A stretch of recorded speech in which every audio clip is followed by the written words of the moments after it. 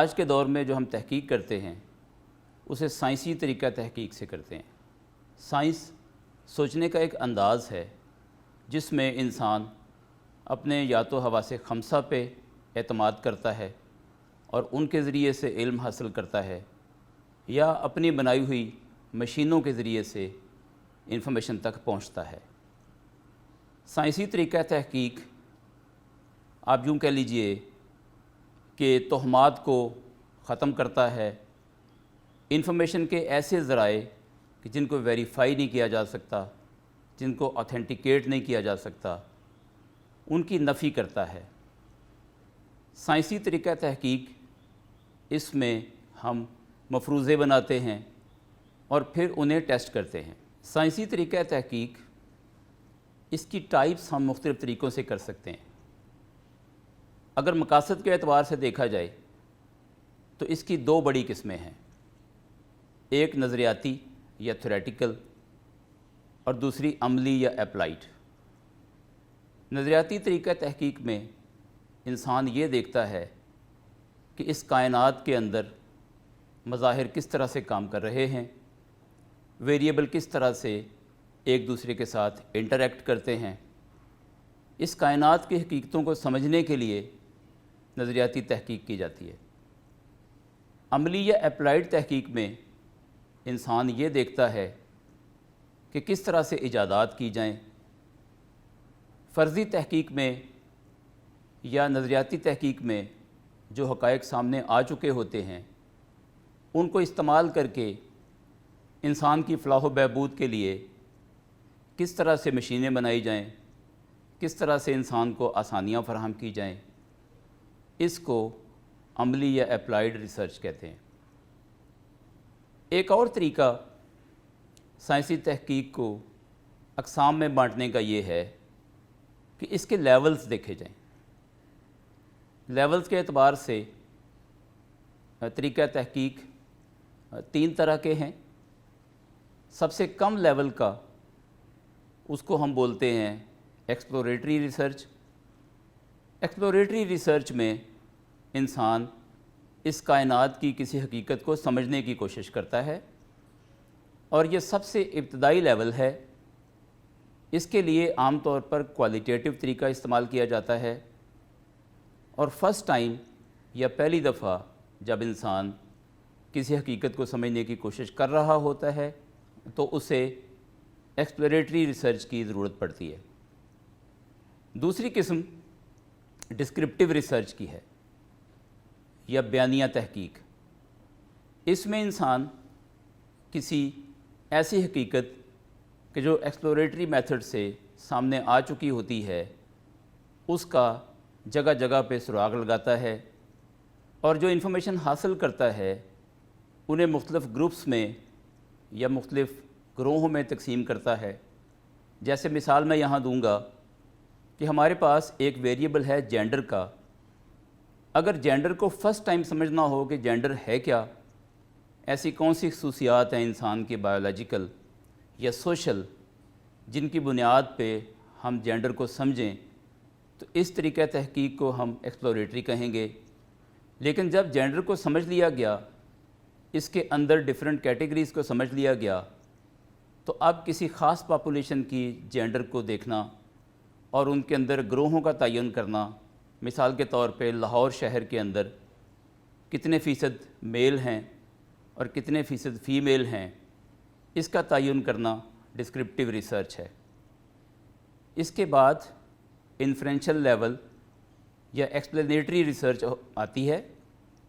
اس میں ہم یہ دیکھتے ہیں کہ ویریبلز کا آپس میں کیا تعلق ہے۔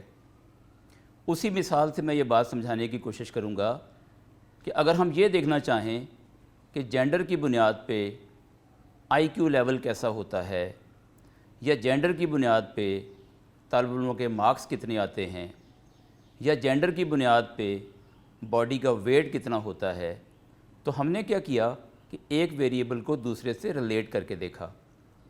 تو جب ہم ویریبلز کا آپس میں تعلق دیکھتے ہیں تو اس قسم کی ریسرچ کو ہم ایکسپلینیٹری ریسرچ یا انفرینشل لیول کی ریسرچ بولتے ہیں۔ اس کے بعد اگر ہم ڈیٹا کی نیچر کے مطابق دیکھیں یا ڈیٹا کے حساب سے کام کے طریقے دیکھیں تو ریسرچ کی 3 ٹائپس ہمارے سامنے آتی ہیں. ایک ہے کوانٹیٹیو، دوسری ہے کوالیٹیٹیو، اور تیسری انہی کا مجموعہ ہے مکسڈ میتھڈس ریسرچ. سب سے پہلے میں کوانٹیٹیو کی بات کروں گا. کوانٹیٹیو ریسرچ ہم اس وقت کرتے ہیں کہ جب جس فینومینا کو ہم دیکھنا چاہتے ہیں، جس ویریبل کو ہم میئر کرنا چاہتے ہیں، اس کو ہم نمبرز میں کنورٹ کر لیتے ہیں. جب ہمارے پاس ڈیٹا نمبرز میں ہو تو ہم اس ٹائپ کی ریسرچ کو کوانٹیٹیو ریسرچ بولتے ہیں. اب جہاں ہم ریسرچ کی ٹائپس کی بات کرتے ہیں وہاں ہمیں بات کرنی چاہیے ریسرچ کے فلسفے کی بھی. ایسا فلسفہ کہ جس کی بنیاد پہ ریسرچ کی ڈیفرنٹ ٹائپس طے ہوتی ہیں، اسے سمجھنے کے لیے فلسفے کے کچھ بنیادی تصورات ہیں، ان کے بارے میں ہمارا علم ہونا چاہیے. فلسفے کے کچھ بنیادی تصورات کی میں بات کر رہا ہوں. فلسفے میں ایک تصور آنٹولوجی کہلاتا ہے. آنٹولوجی کی یہ میننگ ہے کہ حقیقت کیا ہے. حقیقت کیا ایک ہی ہے یا ملٹیپل ریالٹیز کے ساتھ انسان کا واسطہ پڑتا ہے. فلسفے میں دوسرا کنسیپٹ ہے ایپسٹیمالوجی، کہ انسان کسی حقیقت کا علم کیسے حاصل کرتا ہے، علم حاصل کرنے کے طریقے کون سے ہوتے ہیں، اور علم حاصل کرنے کی راہ میں رکاوٹیں کون کون سی ہوتی ہیں. اسی طرح فلسفے کی ایک اور اصطلاح ہے ایکزیولوجی. ایکزیولوجی میں انسان یہ دیکھتا ہے کہ زندگی کے معاملات میں ویلیو کی یا انسان کی سوچ کی کتنی اہمیت ہے، اور انسان کی سوچ یا اس کا تعصب یا اس کا باعث کس حد تک اس کے معاملات پہ یا کسی حقیقت کو سمجھنے پہ اثر انداز ہوتا ہے. تو ناظرین، ان 3 تصورات کے ساتھ ہم سمجھنے کی کوشش کریں گے کہ ریسرچ کے میتھڈز کون کون سے ہیں.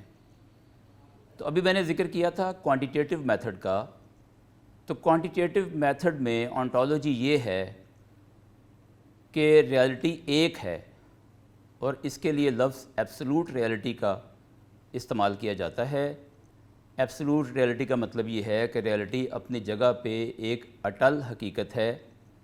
یہ انسان کا کام ہے کہ اس کو صحیح طرح سے سمجھتا ہے یا غلط طریقے سے سمجھتا ہے. ریالٹی کی اپنی ایک خاص حیثیت ہے، اور اسے سمجھنے کے لیے انسان کے اندر صلاحیت ہے یا نہیں ہے، یہ ایک دوسرا مسئلہ ہے. اسی طرح سے ایپسٹیمالوجی اور ایکزیولوجی کوانٹیٹیو ریسرچ کی یہ ہے کہ انسان بالکل کسی تعصب کے بغیر ریالٹی کو حاصل کرنے کی یا سمجھنے کی کوشش کرے. یہ طریقہ تحقیق سائنس اور ٹیکنالوجی میں زیادہ استعمال ہوتا ہے.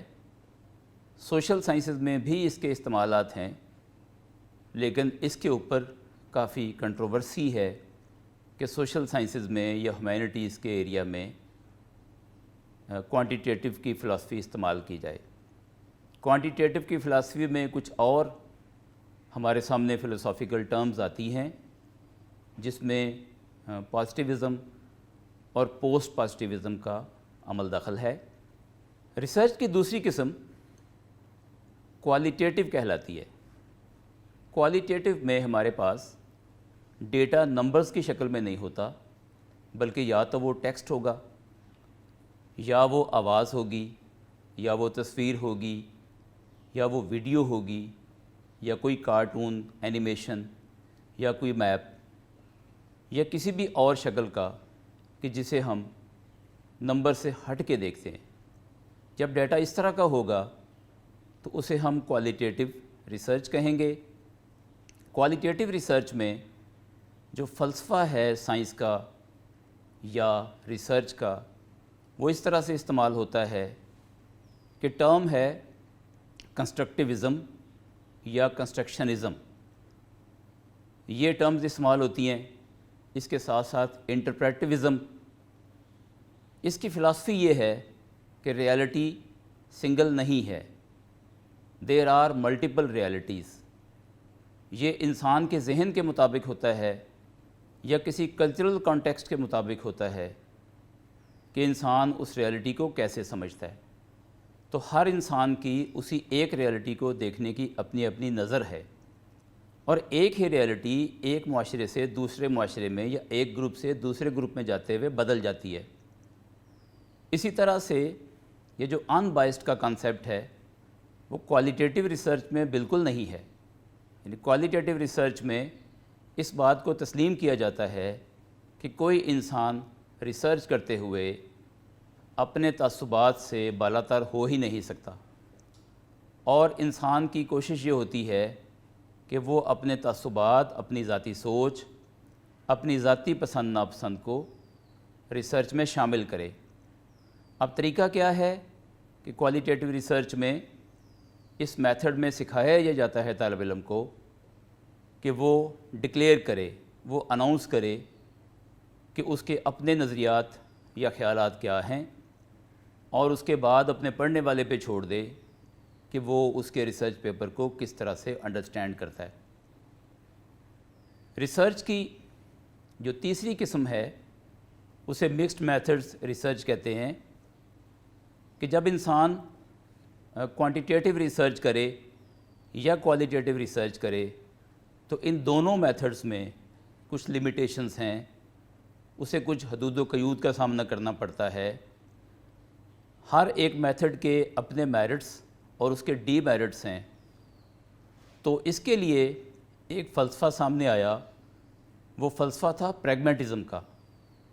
اب پریگمیٹزم کا فلسفہ کیا ہے کہ آپ وہ کام کریں جس کی جہاں ضرورت ہے. تو طریقہ یہ سوچا کہ کوانٹیٹیٹیو اور کوالیٹیٹیو کے جو میرٹس ہیں ان دونوں سے فائدہ اٹھایا جائے، اور ان دونوں کے جو ڈی میرٹس ہیں ان سے کس طرح سے بچنے کی کوشش کی جائے. تو آج سے کوئی 30-40 سال پہلے، یہ زیادہ پرانی بات نہیں ہے، مکسڈ میتھڈز ریسرچ کا دورہ ہوا، اور یہ نیا کانسیپٹ ہے، اور اس میں ان دونوں میتھڈز کو سامنے رکھ کے استعمال کیا جاتا ہے، اور دونوں میتھڈز پر آئے ہوئے ریزلٹس کو ایک جگہ پہ جمع کر لیا جاتا ہے. اب میں تھوڑا سا آپ کے ساتھ شیئر کروں گا کہ میں نے آپ کو کوانٹیٹیٹیو ریسرچ کی مثال دی. تو کوانٹیٹیٹیو ریسرچ کے اندر میتھڈز کون سے ہیں؟ تو سب سے زیادہ مشہور میتھڈ اس میں سروے میتھڈ ہے. سروے کی آگے کئی اقسام ہیں، جیسے مثال کے طور پہ ایک کراس سیکشنل سروے ہوتا ہے کہ جو چیز جیسے ہے اس کو اسی بنیاد پہ میئر کیا جائے. دوسرا لانگیٹیوڈینل اسٹڈی ہوتی ہے کہ وقت گزارنے کے ساتھ بار بار اسٹڈی کیا جائے. یعنی لانگیٹیوڈینل اسٹڈی میں کم از کم 2 دفعہ سروے کیا جاتا ہے، یا 2 سے زیادہ مرتبہ بھی ہو سکتا ہے. اس کے ساتھ کوانٹیٹیٹیو ریسرچ کی ایک اور مشہور مثال ایکسپیریمنٹل ریسرچ ہے. ایکسپیریمنٹل ریسرچ ہم اس کو کہتے ہیں کہ جب سائنسدان یا ریسرچر کسی ویریبل کے اندر کچھ تبدیلی کرے، اس کو مینیپولیٹ کرے، اور اس میں کچھ کنٹرول گروپ بنائے جاتے ہیں، کچھ ایکسپیریمنٹل گروپ بنائے جاتے ہیں. اس طریقے سے ایکسپیریمنٹل ریسرچ کی جاتی ہے. اب اگر میں آپ کو مثال دوں کوالیٹیٹیو ریسرچ میں میتھڈز کون سے ہیں، تو اس میں ہمارے سامنے آتا ہے فینامینالوجی ہے، اس میں کیس اسٹڈی ہے، اس میں گراؤنڈڈ تھیوری ہے، اس میں ڈاکومنٹری یا آرکائیول ریسرچ ہے، اور بہت ساری ایسی اقسام ریسرچ کی کہ جو کوانٹیٹیٹیو میں فٹ نہیں ہوتی، ان کو ہم کوالیٹیٹیو سمجھتے ہیں. اسی طرح سے جب ہم مکسڈ میتھڈز ریسرچ کی بات کرتے ہیں تو اس کے اپنے ڈیزائن اور ماڈلز ہیں. اس میں سیکوینشل ڈیزائن بھی ہوتا ہے، کنورجنٹ ڈیزائن بھی ہوتا ہے. اس میں اس بات کا دھیان رکھا جاتا ہے کہ کوانٹیٹیٹیو فیز اور کوالیٹیٹیو فیز کو آگے پیچھے کر کے کیا جائے یا ایک ہی وقت میں انجام دیا جائے.